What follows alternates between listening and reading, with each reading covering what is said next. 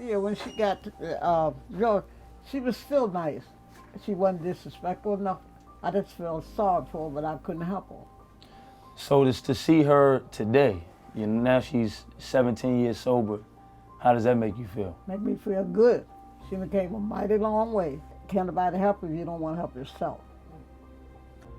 It's funny how we meet people and think we have them all figured out. But you don't truly know a person until you hear their story. Carressa Christian is a perfect example of that. The title of her company, Streets to Executive Suites, is a perfect representation of her life. So sit back and allow Caressa to take you on a miraculous journey. She's strong, she's independent, she's a role model, she saves lives. A lot of addicts think that they're alone. And by her sharing her story made me know that I wasn't alone. Sometimes it's gotten so good that sometimes I forget that she was even an addict sometimes. Well, Caressa, here we are. First of all, I want to say thank you for my hoodie. I appreciate this. This is my attire for the day. Caressa, so we are right here in McCullough Homes Projects. This is where you were born, right? So this is where you were born and raised. Talk about what this neighborhood means to you. My father, we were really sheltered. I live right here at 458 Man's Court. Okay. We used to come out here and we used to play hopscotch. We used to jump over the benches. And then when it got dark, he had this little distinct whistle and we all had to go in the house. I had the opportunity to talk to your mother earlier. So I talked to her. She told me a little bit about what you were like growing up. For you, what was it like? What was your relationship like with your parents as you were growing up? It was a good relationship, you know. My father, he was really strict. You know, I stayed in church from sunup to sundown. He was a Pentecostal religion where we had to wear dresses, we couldn't wear makeup, we couldn't wear earrings, you know, so it was really good. My mother, she was like the homemaker, she stayed at home, you know. My father was the one who did all the, you know, disciplinary stuff, so, but it was a good relationship. It was a tight family. Growing up in this neighborhood, you know, back in my days, you know, all the license got all the play, and I was dark skinned, so I didn't feel like I fit in. Plus my father, we were kind of homey, you know, we wasn't like the fast crew. We couldn't hang out, we couldn't have a boyfriend, and during my younger years, I was teased because of my complexion, so right then and there, I felt like I just didn't fit in nowhere. So what happened, what I did was everybody around in this neighborhood, I would take their California Achievement Test because I used my intelligence as a way for people to like me. Okay, Yeah. okay. When did you move out of this neighborhood? I can remember I left like in 1983. When I left, I went into the United States Air Force. I can remember standing up there, my father was put me in a cab, and he said that he is so glad that my mother didn't have an abortion. So I took all those feelings and not feeling good enough with me to the Air Force, and then I can tell you what happened there. Absolutely, and that's definitely more we're gonna get into, because I know you eventually ended up coming back here, right? She's strong, she's independent, she's a role model, she saves lives. She had to show me tough love. And if it wasn't for her showing me that tough love, I don't think I would have made it. You know, she would always say she's gonna love us until we could love ourselves, and I believe that. And I hadn't had that in a long time. How long were you in the Air Force? I was in the Air Force for like 3 years and 7 months. Okay, and how was that going good at one point? At one point it was, Okay. but I still took me with low self-esteem, not feeling good enough, and doing whatever I can to try to fit in. So what led to you leaving the Air Force? I cut this guy. He didn't want me, so I cut him. Oh, you actually cut him. Actually Not cut him. broke up with him, but actually Yeah, okay. I cut him. Okay. And so you got discharged. I guess Yes. that's a dishonorable Yes. discharge, right? Yes. So when you got back here, what was your next plan? What were you expecting to do when you moved back? When I got back here, I came back here with a lot of shame and guilt because I felt like I had disappointed my family. My goal was to come back and pursue my career. I always wanted to be a nurse. Okay. So I was going to go to Coppin State College. I did enroll in there, but then somebody introduced me to something called cocaine. Let's talk about that. So what happened, it was kind of funny. My mother, when I came back, she introduced me to this girl and she said, hey, this is my daughter, she's just coming back. And so when I did the cocaine, it numbed all my feelings. I didn't feel guilty, I didn't have any shame, and it just took me to a place that I've always been looking for, somewhere where I didn't have to feel, and it numbed all of my feelings. So I did enroll in Coppin, but my whole time in Compton, I snorted cocaine in the bathrooms. And then what happened that I met somebody, because at a certain point, a certain drug stopped working for you. And then what happened? Then you I go found to something heroin else. and crack cocaine. Yes. Okay. Today's a good day, but it varies. Our relationship came a long way. We have our ups and our downs. Some days I don't want to be around her. I get angry with her. Then some days she's my best friend and I couldn't imagine life without her. I find myself saying, like, even in relationships, I'll be like, if my mother, the person that's biologically supposed to love me and be there for me, and she wasn't, who are you? So it makes me really emotionally unavailable for a lot of people in almost every situation. Even with my own son, I'm very tough, and I'm not your normal average mom that want to smother him with kisses and hug him. I'm real, I guess, stoic in a sense. I had my daughter at age 25. Are you still living in McCullough Homes Projects at that time? Yes. Okay, and what kind of effects did that have what kind of impact did that have when you had your daughter? Well, I really didn't know I was pregnant, you know. I thought I had gotten sick, and then I really had her because I wasn't ready for a child, but my whole life I've been looking for validation, especially from my father. I wanted him to be proud of me, you know, and he's a man of the cloth, you know, a real spiritual. So I had my daughter, and it was no connection. No connection. No connection. Oh, it's still like, I mean, today is better.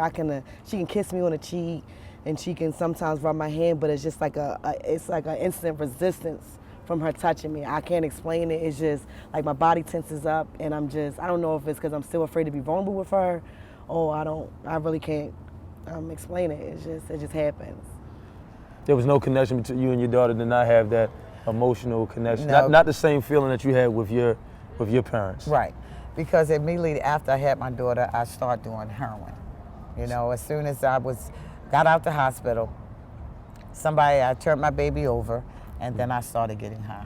I was one of the first persons, I think, to get evicted, you know, for paying $55 a month in the projects. And what I did was, right here on this corner of McCullough Homes, I had a rummy sale. I would sell stuff for $5 and I would go smoke crack. I run back in the house. I tried to sell a refrigerator, but you know, it was nailed down, so I couldn't get the refrigerator out. So this is exactly where I ended up, right here on McCullough Street, having a rummy sale, selling something for $5, selling something for $10, going to get crack. And in the process, where my daughter was, I have no idea. It's gotten so good that sometimes I forget that she was even an addict sometimes. I love when she come in a room, like I can be in my office and I hear about to do a group and I'm running to the group because I want to hear what she has to say. And just to see like if I'm thinking the same stuff or I would have handled it the same way because I want to be like as powerful and as effective as she is. So it's amazing to hear her speak. It's just something once in a lifetime experience. Russell was just, and even today when I hear her talk, I get chills sometimes because I say to myself, I wish I could speak like that or just let somebody say, wow, Helen, I really like what you said, but I don't have that calling. But she does, and I just appreciate it. And I just saw a phenomenal woman. I didn't think that I could ever be anything compared to her. I never tried to compare myself to her, but I wanted to be similar to her in some ways. When she told me she was going to do this documentary, I was just really proud of her. I'm really proud of Caressa, just all around. You know the great thing about your story, you own up. It's like you own up to the things that were taking place, right? Mm-hmm. That a lot of things you were bringing on yourself. Mm-hmm. You own up to it and you embrace it, and now you're trying to spread love, positivity, and help other women, other people just in general who might have been dealing with the same things. I think God had a plan for me, and it was at the point where he stopped letting me run my own plan, and they sent me to a place called Chrysalis House that saved my life. As we start the healing process, we want to be the women that stay. And I saw that she really wanted to have a different life. She wanted to be sober, and she wanted her daughter back in her life. The restorement of her relationship with her daughter and, you know, with my children, I have children also, you know, I can't wait till the day that, you know, even still now, me having 3.5 years clean, it still be rocky with my children, but I know one day I'll have that same relationship that her and her daughter has, and I'll definitely have that with my children. The first day I met her was March the 6th, 2015, the day I arrived on Chrysalis House doorstep. So I came off the streets and knocked on the door and asked to speak with her. I heard that she was working down at the Chrysalis House and that she could get me into treatment. So I went there and I asked for her, and the day that I got there, she gave me a room and let me come into treatment. All right, Caressa, so right now, so tell the people, where are we right now? We're on Pennsylvania Avenue. This is where I used to sell street drugs, and this is where I got high, and this is where I got my first jail arrest. So how'd you get introduced to that, like in terms of not using, but selling? Like drug So what trafficking? happened, I used to transport drugs back and forwards to New York. And then, you know, my addiction, you know, it progressed. And then somebody say, hey, instead of selling your body, you can come out here and you can make some money on the streets. Streets to Executive Suites came about, you know, because my vision is to be a motivational speaker. I live the streets and now I'm up in the Executive Suites. It describes me as a whole. From the streets to the executive suites can be me, especially as me being a Black woman. You know, we can make it. We all can make it.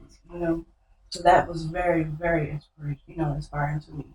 She helped me in every way possible. I honestly feel like if it wasn't for her, I wouldn't be here where I am today. When you get in touch with your pain and bring it to the surface, that's what makes you able to heal. And she brought out the healing, and that's when you're able to start your process of recovery. And that's what makes her the greatest woman that she is. Seeing her relationship with Kiera, it gave me hope that, you know, one day I'd be able to repair the relationship I had with my son. She's an inspiration. She is just, I know a lot of people say it, but she just has a gift, and a gift of gab or whatever, but whatever comes out of her, it's the truth, and it hits you right where you need to be hit at. I think it's just incredible to see this transition in her life. I'm very excited. Every day I come to work and every day I walk in that building, I know that I can be a better person because of her. That she's a wonderful woman and she's an amazing woman. Based on where Caressa is now, she still has a lot more life ahead of her, right? Yes. What are you hoping to see her continue to do in her life moving on? Like she's doing now. She's doing great. She came a mighty long way. And when she stopped doing drugs, I told her this. I said, God wasn't ready for you. Granny goes to meetings so he can treat me nice.